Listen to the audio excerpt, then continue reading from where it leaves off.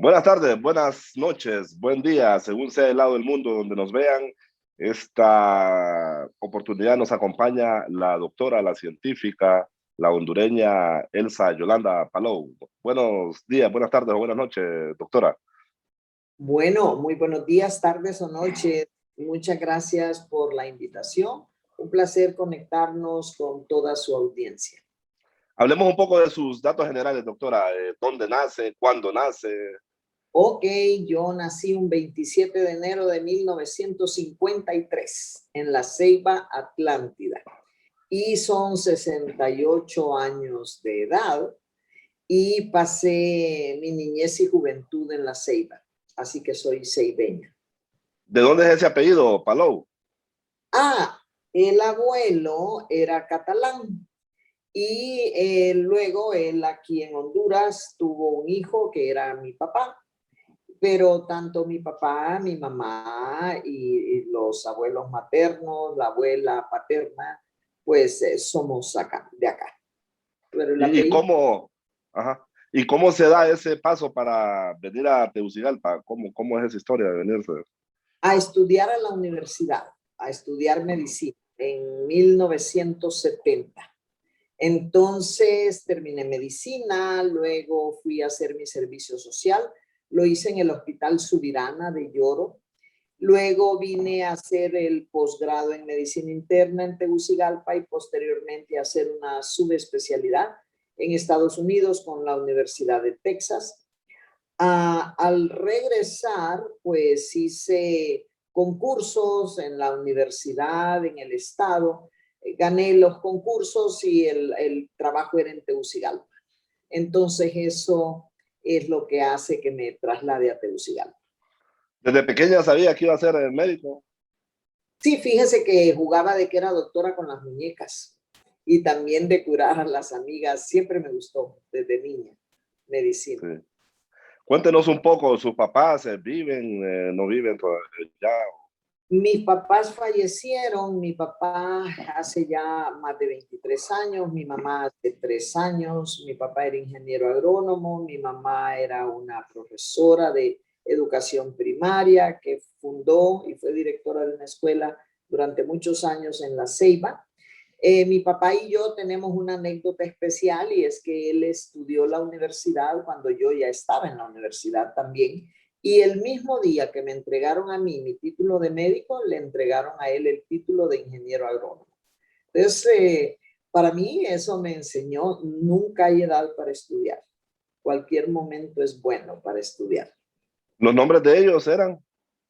Guillermo Efraín Palou Luna y Dora Argentina García de Palou. Sí. Ahora cuéntenos un poco de su vida. ¿Se casó, tuvo hijos? Sí, yo me casé, mi esposo es un cirujano guatemalteco, se llama Otto Francisco Fernández Chinchilla, tuvimos 3 hijos y tenemos ahorita una nietecita de 4 años. ¿Los nombres de sus hijos y las edades, doctora? Bueno, mis hijos, Elsa María Fernández Palou, es dermatóloga, mi hija está casada con otro colega, también ortopeda, y ellos son los papás de mi nieta, que se llama María José. Elsa María tiene 35 años, luego está Francisco Javier. Francisco Javier tiene ahorita 32 años, pero él es un niño especial, le digo niño, porque aunque tiene 32 años, él tiene una enfermedad neurológica que atrofió toda su corteza cerebral. Entonces él nunca pudo caminar ni hablar, ni nunca pudo escuchar muy bien. Y hace 6 años él vive conectado a un ventilador mecánico invasivo que lo tenemos aquí en la casa y tenemos, a Dios gracias, las enfermeras que nos ayudan a cuidarlo. Es un milagro de Dios, mi hijo, porque cuando se hizo el diagnóstico, los neurólogos que lo vieron en varios países me dijeron que si llegaba a 10 años era mucho y que iba a ser un vegetal. Tiene 32 años y no es un vegetal. Nos reconoce bien a todos, tiene lenguaje corporal con todos.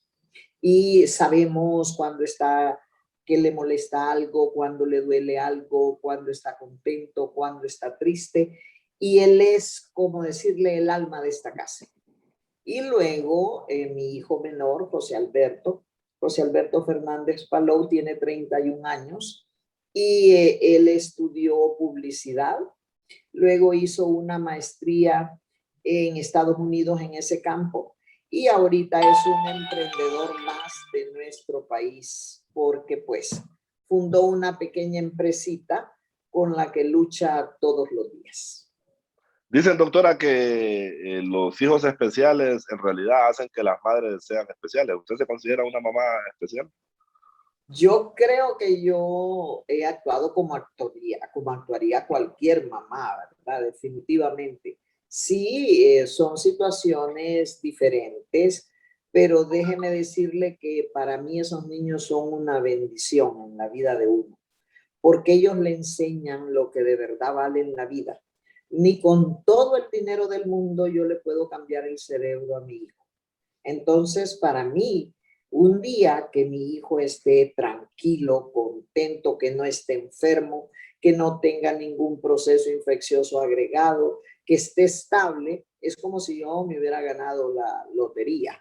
Entonces, un día que todos estamos bien, que todos estamos en familia, la nieta viene y le da besitos a mi hijo especial y eso para mí, bueno, eso para mí es algo muy, muy grande y creo que esas son las cosas que no se compran con dinero, pero que hacen que uno le dé gracias a Dios por haberle mandado un hijo especial.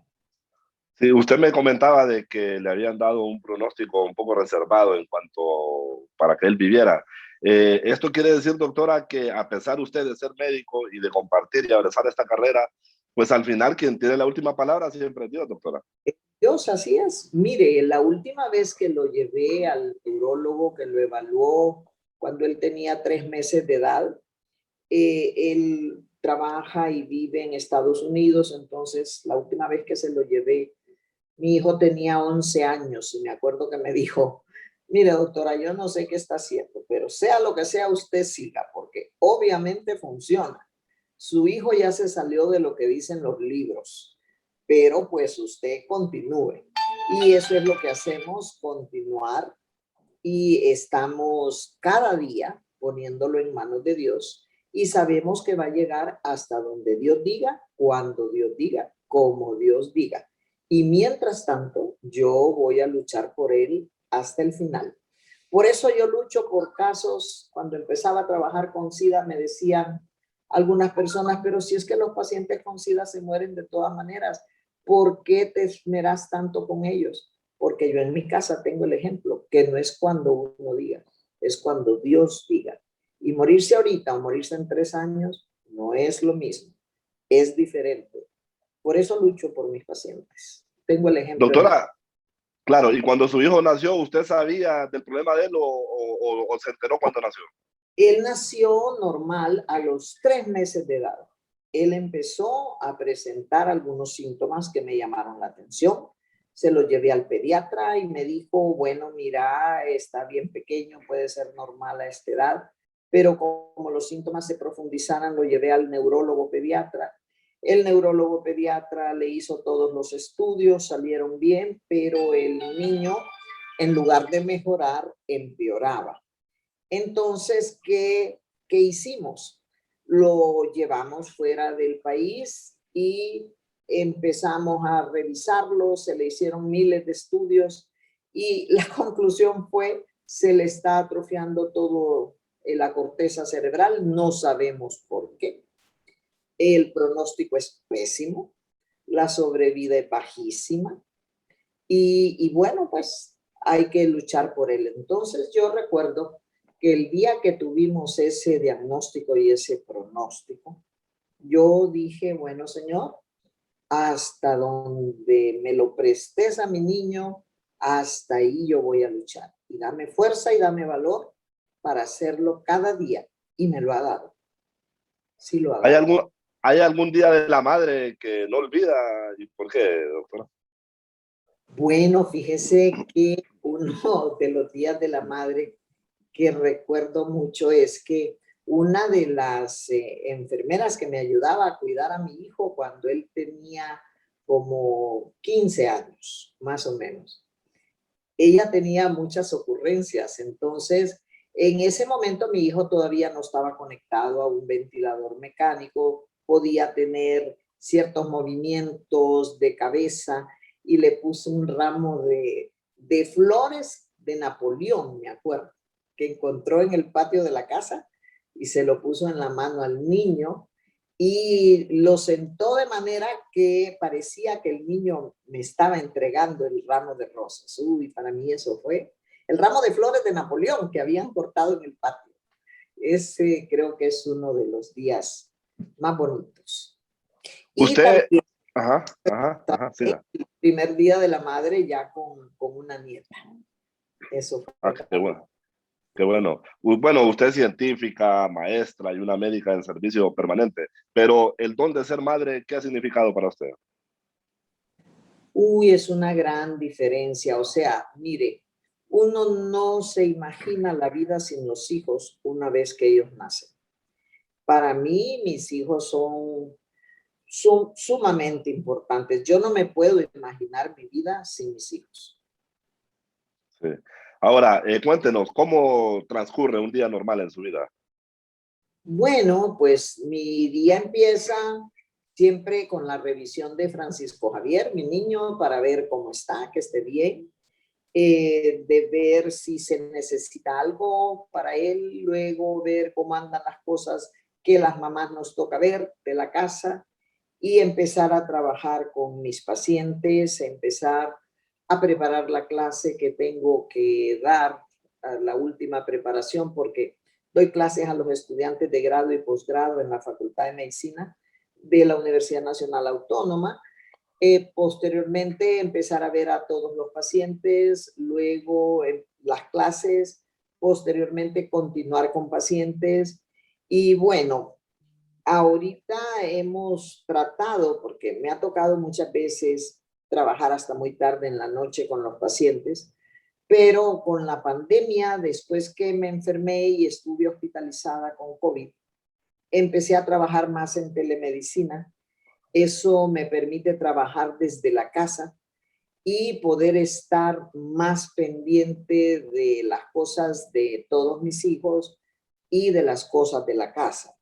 Pero a un tiempo también a veces son las 12 de la noche y estamos todavía respondiendo consultas, mensajes de pacientes. Así que estoy tratando ahorita de que después de las 10 de la noche ya no sea tiempo de trabajar, sino tiempo de nosotros, de la familia. A propósito de la cátedra que usted imparte, cuando observa y convive con estas nuevas generaciones de médicos, ¿cuál es su sentir, doctora?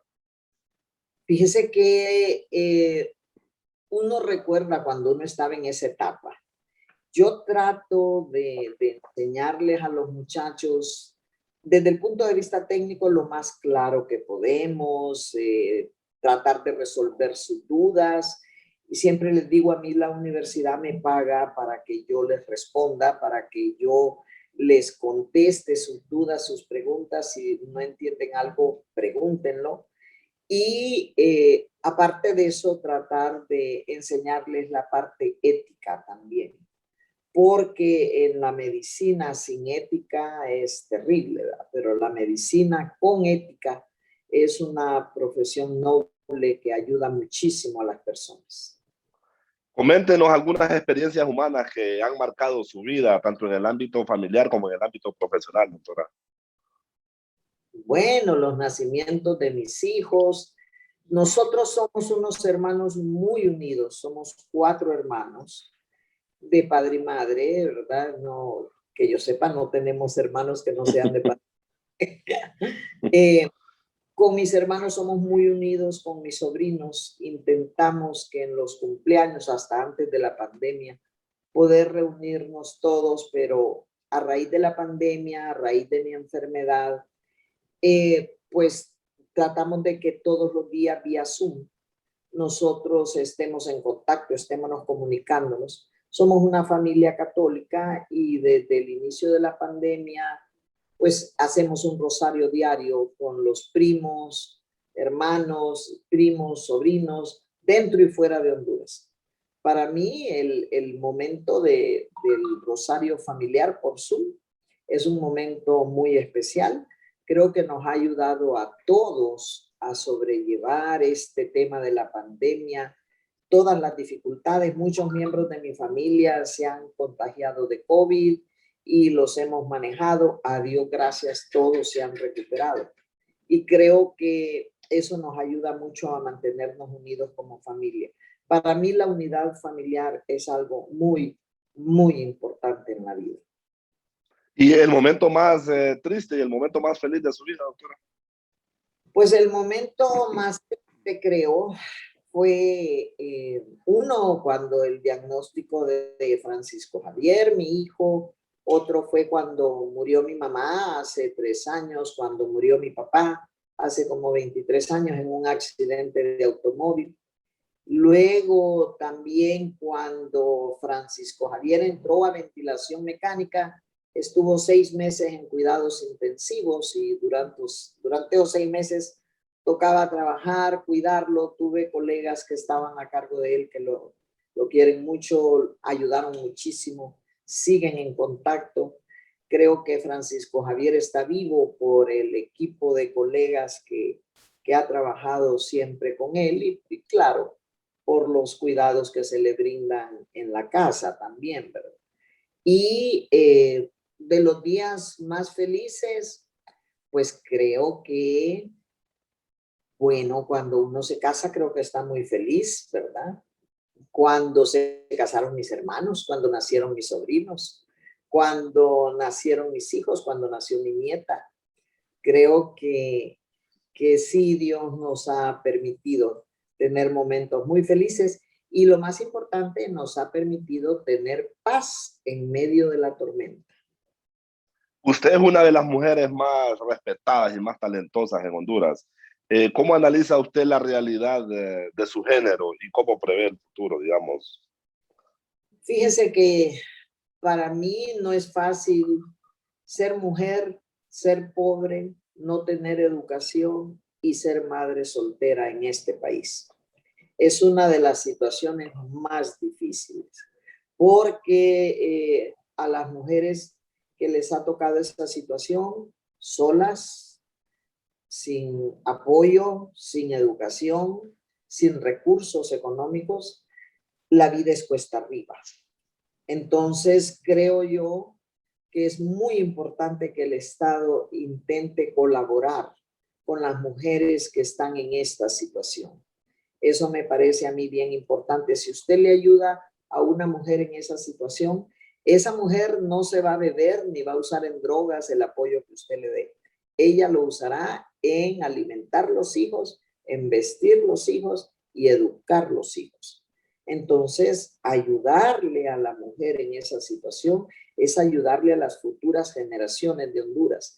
Y no olvidemos que tenemos más del 70% bajo la línea de pobreza y según los últimos estudios, más del 50% de pobreza extrema. Entonces no estamos hablando de un grupo reducido, estamos hablando de la mayoría de la población. Para ir concluyendo, doctora, usted estuvo con COVID, usted atravesó una etapa difícil con esta enfermedad. ¿Nos puede hacer una pequeña resumen de cuánto tiempo fue que pasó por esta enfermedad y cómo fueron esos momentos? Bueno, yo me contagié viendo pacientes y atendiendo pacientes como la mayoría de los colegas. Cuando yo empecé ya a notar los síntomas, entonces empecé a manejarme el manejo ambulatorio y a tratar de medir todo el contacto con el resto de la familia, las medidas de bioseguridad. Yo sabía que me había expuesto a una carga viral alta, ¿verdad? Y que era probable que hubieran complicaciones. Cuando las complicaciones empezaron a presentarse, entonces hablé con 2 colegas que para mí son muy buenos. Uno de ellos es intensivista, el otro es neumólogo. Y les dije, fíjense que estoy en estas y en estas condiciones, estos son los parámetros.